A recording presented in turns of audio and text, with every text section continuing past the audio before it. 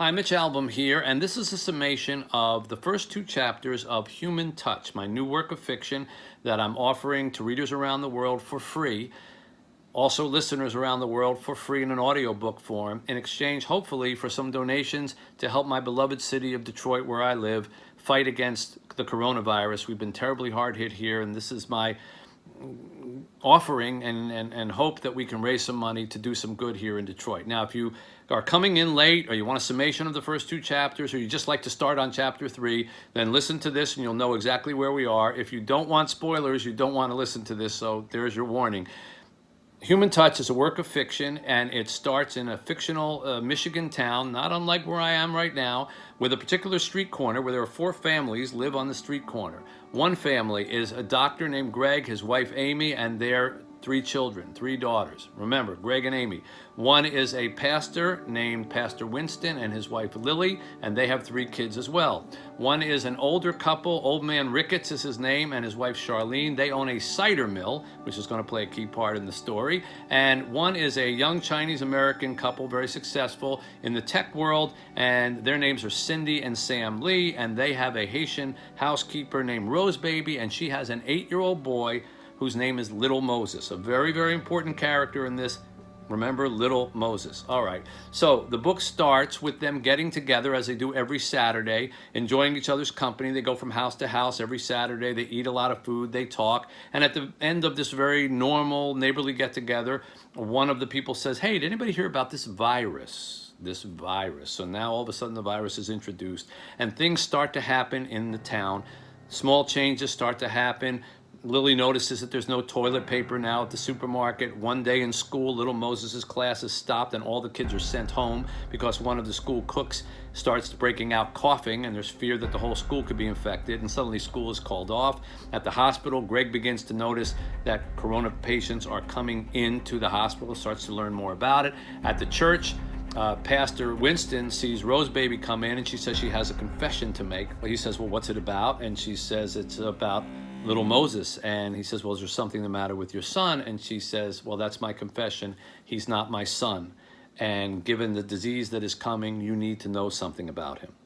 And we end chapter 1 on that sort of cliffhanger. All right, so I've left out a lot of little details of it, but that's kind of what happens so far in the first chapter. All right, now on to chapter 2. All right, chapter 2. It starts with the grandchildren of Old Man Ricketts, who owns the cider mill, Buck and Daniel, and they steal a snowmobile, go for a joyride. Daniel jumps off and runs out through the woods. Unfortunately for Buck, when he returns, the police are waiting for him, and he ends up being taken off to jail. Not a good place to be during coronavirus time.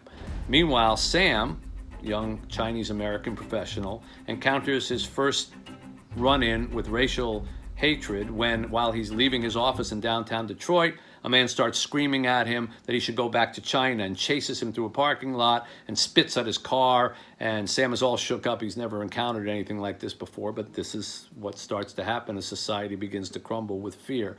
Meanwhile, we learn what happened with Rose Baby's confession at the church, which is where we left off in chapter 1. She ends up telling Pastor Winston and his wife Lily that her son, Little Moses, is not actually her son. She found him abandoned in the woods in Haiti when he was an infant, and she picked him up. He was crying. There was nobody there. There was not even a blanket.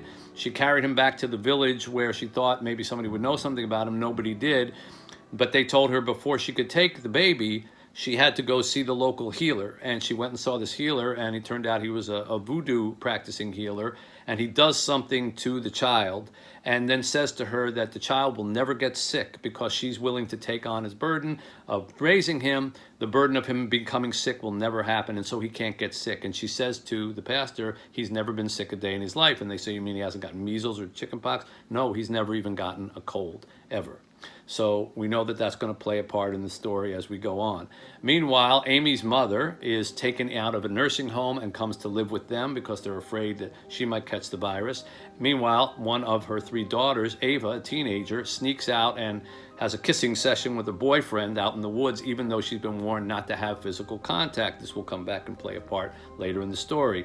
Meanwhile, Pastor Winston is looking for divine intervention on this whole thing and decides he's going to conduct Sunday services, even though it's it's against the law. And finally, Sam wakes up one morning in a fever, and his body is racked with pain, and he's coughing, and he realizes he has the virus, and he tells his wife, "You can't tell anybody. We can't. We're Chinese American. We can't, and nobody can know that we have this." But unbeknownst to them, little Moses is standing at the door, and he hears the whole thing. We end with that cliffhanger on chapter 2. So now you're caught up. You can go into chapter 3, which is going to deal with a whole lot of other developments. I hope you're enjoying Human Touch. Again, please consider donating to Detroit Beats COVID-19. You can do it all on the website, humantouchstory.com or mitchalbom.com.